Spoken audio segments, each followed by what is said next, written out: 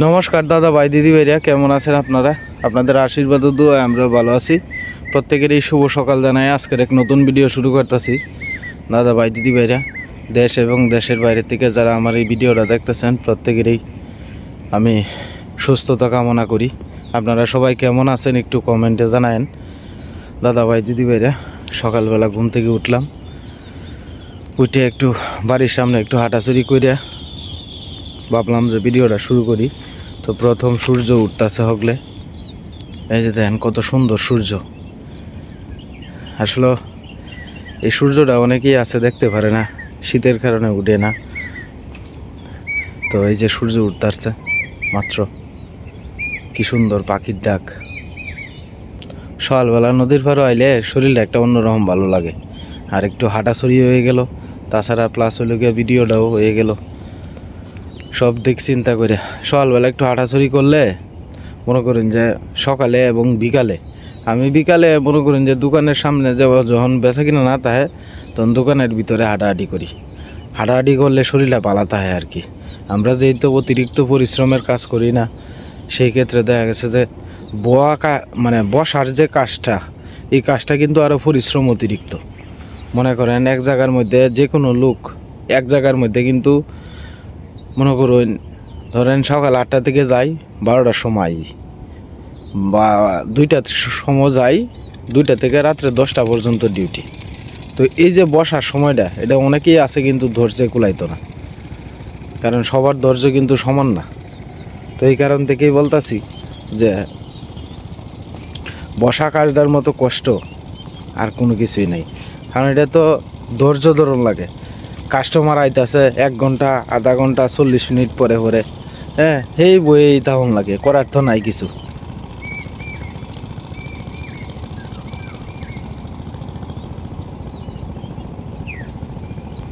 আজকে সকাল থেকেই মনটা খুব একটা বেশি ভালো না। তার কারণ হইল আসলে জন্ম, মৃত্যু, বিবাহ, এই 3টা জিনিস কিন্তু ভগবানের হাতে। এটা কার ভাগ্যে কোন সময় কী হয় এটা কোন জানা। আসলে ভগবান বা আল্লাহ যা কিছু করে আপনার মঙ্গলের জন্যই করে। যার মানে আয়ু যতদিন আছে সে ততদিনই বাঁচবে, যার হায়াত যতদিন আছে ততদিনই বাঁচবে। কিন্তু কিছু কিছু মৃত্যু আছে, এটা আফসোস লাগে আর কি। গতকালকে সন্ধ্যার সময় আমার এখান থেকে এক লোক ওষুধ নিয়েছে ওনার পরিবারের জন্য। ওনার পরিবার অসুস্থ আর কি। তো লোকটা আমার খুব, আজকে আমি দোকান দিয়েছি 2013 সালে, যে বাজারে শুরু লগ্ন থেকেই আমার দোকান থেকে ওষুধ নেই। তো এই লোকটা ওনার পরিবারের লেগে ওষুধ নিয়ে রাত্রে যখন দোকান বন্ধ করি, তখন মাইকের আওয়াজ শুনছি যে মোহাম্মদ অমুক লোক মারা গেছে। ভিতরটা ছাদ করে উঠছে। কিরে, যে লোকটা সন্ধ্যা 7টা বাজে আমার কাছ থেকে ওষুধ নিল, 10টা বাজে মসজিদের মাইকে শুনতাছি যে উনি মারা গেছে। আসলে রাত্রেবেলা পরে আয়া দেখি যে ব্যাকল সাজ্যে গেছে গা।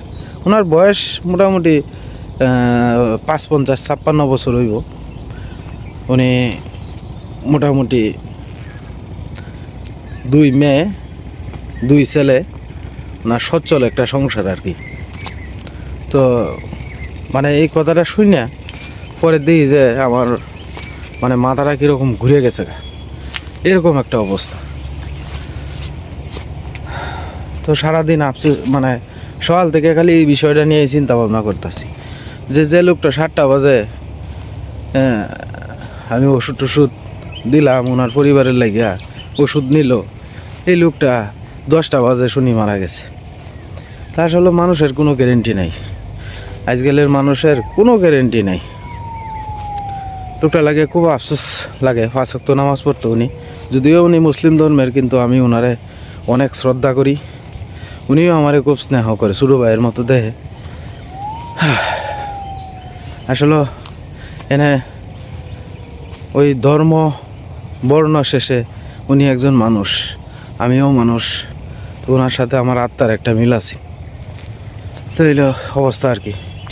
আপনার মধ্যে আছে না অনেক আমরা হিন্দু মানুষের মধ্যেও কিন্তু অনেক মানুষ আছে মুসলমান তার অতি প্রিয় মানুষ, তার কাছে পরিবারের কথা, কষ্টের কথা অনেক কিছু কিন্তু শেয়ার করন যায়। এরকম প্রত্যেকটা মানুষের জীবনেই কিছু না কিছু মানুষ আছে মানে শেয়ার করন যায় আর কি কথাগুলা, এন থেকে একটা ভালো কিছু উত্তর আয়। তো এই আর কি, লোকটা লাগে খুব আফসোস লাগতেছে। আজকে 12-13 বছর ধরে আমার কাছ থেকে ওষুধ নেয় লোকটা, মানে ওনার বউ অসুস্থ আর কি, মানে হাই প্রেশার, ডায়াবেটিস। তো সারা বছর ভরাই ওষুধ, প্রেসক্রিপশনের ওষুধ সারা বছর ভরাই আমার কাছ থেকে নেয় আর কি। তো এই অবস্থা আর কি। তো আমি ওনার কাছে কিছু টাকা পাইতাম আর কি, বোধহয় 300-400 টাকার মতো হইব। যেহেতু দীর্ঘ 12 বছর পর্যন্ত ব্যবসা করছি, এই টাকাটা আর নিতাম না আর কি। যাই হোক, দোকান বন্ধ করার সাথে সাথেই পরে আবার আমি ওনার বাড়িতে গেছিলাম, বাজারের কাছে আর কি বাড়ি। তো আমার বাইরে নিয়ে, তো ভাইও গিয়ে দেখেছে, দেখে এলাম নিথর দেহ পড়ে রয়েছে। যাই হোক, মনটার মধ্যে বিরাট কষ্ট লাগছে, মানে আফসোসের মরা মূল্য। 7টা বাজে আমার কাছ থেকে ওষুধ নিল, 10টা বাজে মসজিদের মাইকে শুনি মারা গেছে। যাই হোক দাদা ভাই, দিদি ভাইরা, মানুষ কি নিয়ে অত হিংসা বড়াই কি করে? এই 2 সেকেন্ডের কোনো গ্যারেন্টি নাই, 2 সেকেন্ডের কোনো গ্যারেন্টি নাই। কিন্তু থাকতে খাইতে গেলে এই পৃথিবীতে মানুষ কত কিছু নিয়ে হিংসা গরিমা কত কিছু করে। আসলে মানুষ এই জিনিসটা বোঝে না যে দম পুরাইলি টুস, অর্থ সম্পদ ধন দৌলত সব পড়ে থাকবো, ছেলে সন্তান বউ সব পড়ে থাকবো শুধু সাথে তোমার আচার ব্যবহার, ভালো কাজ যদি করে তাও তাহলে ভালো জায়গায় পৌঁছতে পারবা। এটাই মানে হইল গিয়া সঠিক। এটা আরো বড় হইব। ইন্দাই ইন্দাই ইন্দাই ইন্দাই এলো এদিক দিয়ে, আর নাইলে তুমি ইয়র তার এই কানিটা দিয়ে ঢুকছে ভিতরে ঢুকিয়ে দেবো। হ্যাঁ, এই যে সীমা এদিকে মোটা আছে ডেঙ্গা, এদিক দিয়ে মোটা মোটা ডেঙ্গা আছে।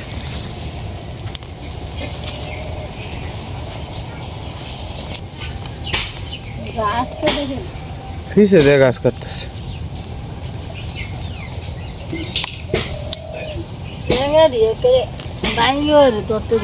ডুকডুক আছে নরম।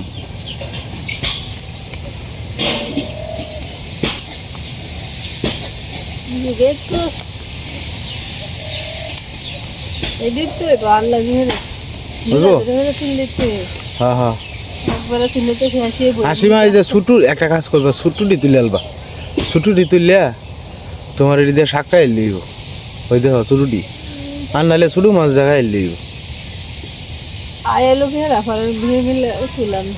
আচ্ছা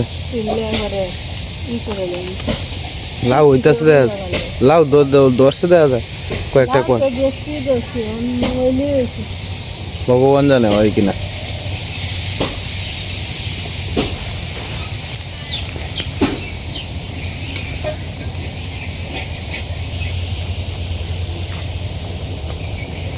ডেঙ্গা লাগবো আপনারা, ডেঙ্গা খায় না কি?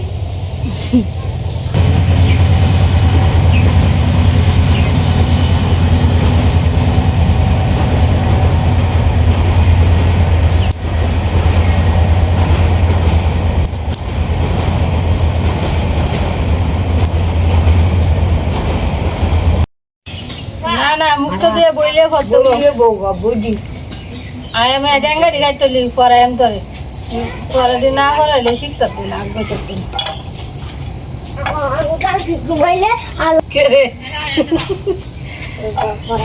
হ্যাঁ না করলে পরে ওই বুঝবে ডাক্তার বুঝবে ডাক্তার হ্যাঁ কিছু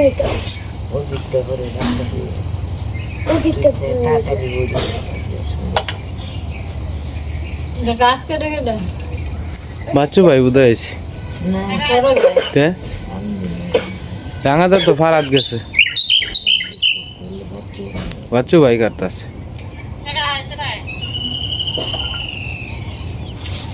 জায়গার মধ্যে যে আমরা মহিলা ছেলে ফালে কত দেই করি তারপরে কিছু অন করে না আগে ছিলে তো ছিলে না না তারা যদি আমরা সহযোগিতা না করতো আসব বলা ছিলে আর আড়ন লাগলো না সামনে তাইলে? টিভি।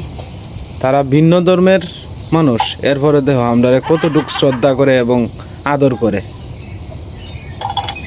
তারা তুই চলে কইতে লয় যে আমরা জায়গাত কোনো ময়লা ফেলাই যাত্তা না আমরা জায়গা দিয়ে হাঁটাচুরি করতে না তোমরা তাহলে আমরার কোনো রাস্তা আছে কোনো রাস্তা নাই তাইলে? অথচ আমরা জাতি ভাই আছে আমরা রাস্তা পথ ধরে তো দিছি এতে হইল অবস্থা মরা ধরা করছে হুম ইন্ডিয়াতে কষ্ট কৃষ্ণ লেগেছে কোনো দিন কত বড় একটা স্নেহটা ডাকছে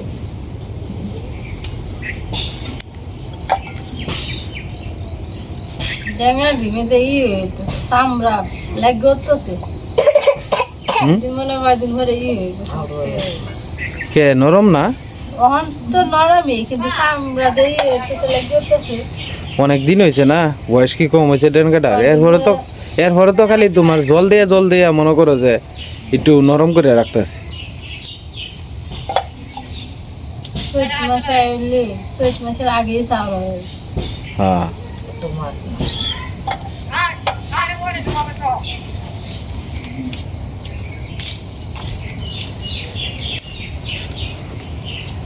কি শীত টাইমে দাদা মুখটা দেখে তো যাও বাবা একটা সোয়েটার গাও তো যাও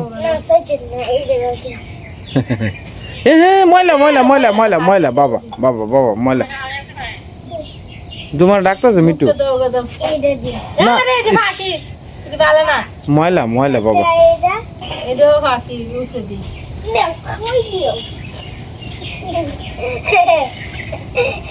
করে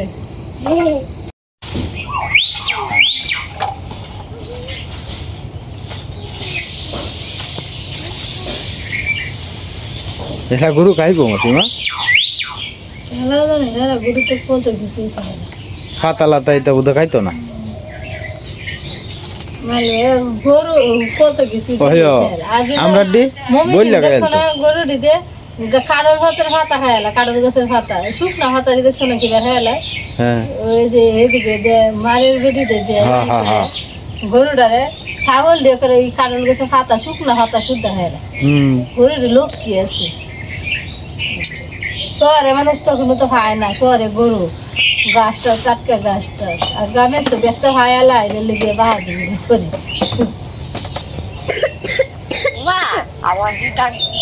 মিটু সীমা সীমা কই ও মিটু মিটু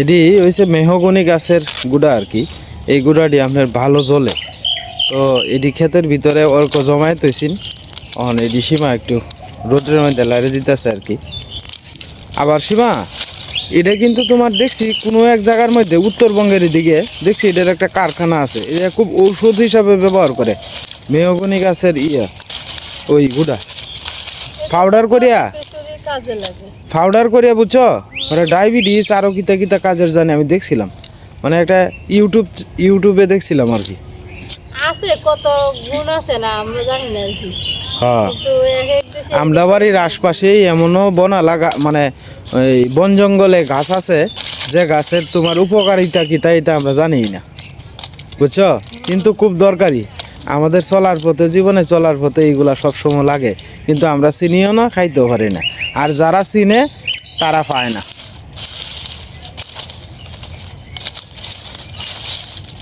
এইগুলো হচ্ছে আমার অর্ক টুকায় টুকায় এনে তৈছে আর কি তো এখন এটি আপনার মোটামুটি ভালো জ্বালানি হিসাবে জ্বলবো এটি কিন্তু তোমার সীমা ভার আছে শেখার বিরাট আর আছে এই যে ভাত। হ্যাঁ এটি শুকায় লই তাহলে করে দেখবা যায় যে এটি দিয়ে 2-3 দিন রান্ধন যাব।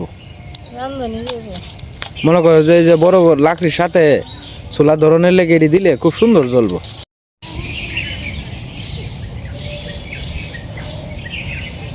বাইরের গরুর লঙ্গি দিয়া আবার মাঝখান দিয়ে বান দিছে আর কি। তো বান দিয়া পরে আপনার আটকায় রাখছে, সামনে দিয়ে একটা বান দিছে আর পেটের সাইডে দিয়ে একটা বান দিছে। তো এই দুইটা বান দেওয়াতে এখন আর মানে ফালাইতে পারে না আর কি। আর কানি দিয়ে বান দিলে গরু ফালাই দেয় আর কি, তাতে করে গরুর শরীরটাও সেফ থাকলো। আগে একটা সময় আছে মানুষ অবহেলা করতো গরু মানে গরুর প্রতি, কিন্তু এখন মানুষ একটা মানুষের থেকেও বেশি সিরিয়াসভাবে আপনার চিকিৎসা করে একটা গরুর। কারণ একটা গরু প্রতি বছরে বছরে একটা করে বাচ্চা দেয়, এরপরে আবার একটা সার থাকলে 50,000 টাকা একটা সার কিনলে 1 বছর পরে এটা 1 লক্ষ টাকা হয়। কাজে আজকাল কিন্তু মানুষ গরুর প্রতি কিন্তু ঝুঁকছে বেশি।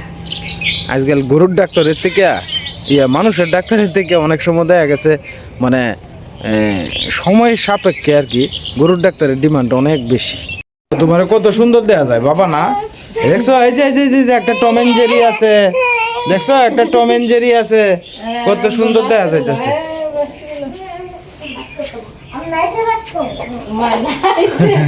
এটা কয় না বাবা না মা করে কুচুরি বললে বই রইছ। শীত করতেছে, সোয়েটারটা গাও দাও। হ্যাঁ সোয়েটারটা গাও দাও তে আনতাম, সোয়েটারটা লইতাম। আচ্ছা না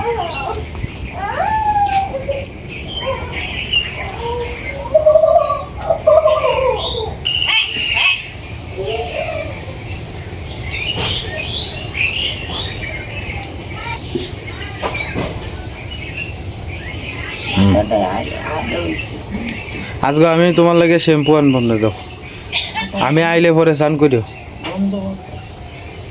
আমার মাথাটাও কাটা হয়েছে, গরম শ্যাম্পু নাই গে, আমি আনবাম না আজকে। শুনলে সব দিন একটা শুনল ক্ষমা দেও, যে ক্ষমা এদের ক্ষমা পরে দেহ 2 ক্ষমা দেও, এই যে আমি যেমনি দিছি এমনি। হ্যাঁ পরে 2 এর পরে শুরু কোনটা 4 না তাইলে পরে হলো 7। আবার ক্ষমা দেও, ক্ষমা আছে এদের এমনি যে ক্ষমা একটা গুল্লু দিয়া এমনি দিবা বুঝছো, এদের ক্ষমা কর।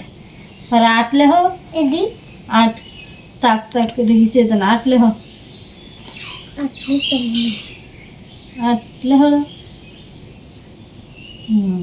পরে বেশি থেকে বড় আর সবচেয়ে বড় হুন্ডা দেওয়া এটার মধ্যে সবচেয়ে বড় হুন্ডা 8। হ্যাঁ 8 লেহ এনে 8 লেহ। ক্ষমা দাও, পরে বড় হুন্ডা 8 এর পরে বড় হুন্ডা এটির মধ্যে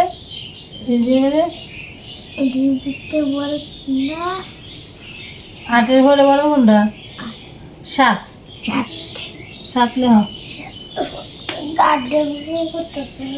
আচ্ছা লাগে 7 লেহ।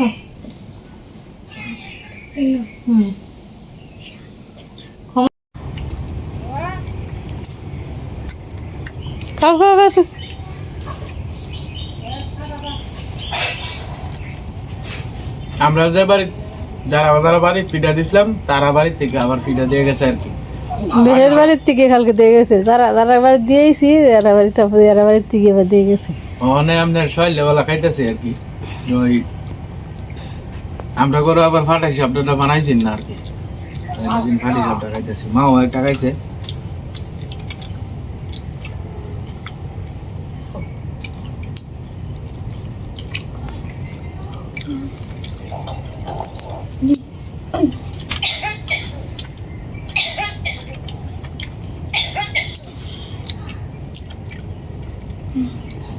এর মধ্যে একটু মিষ্টি কম আছে, মিষ্টি কম এবার।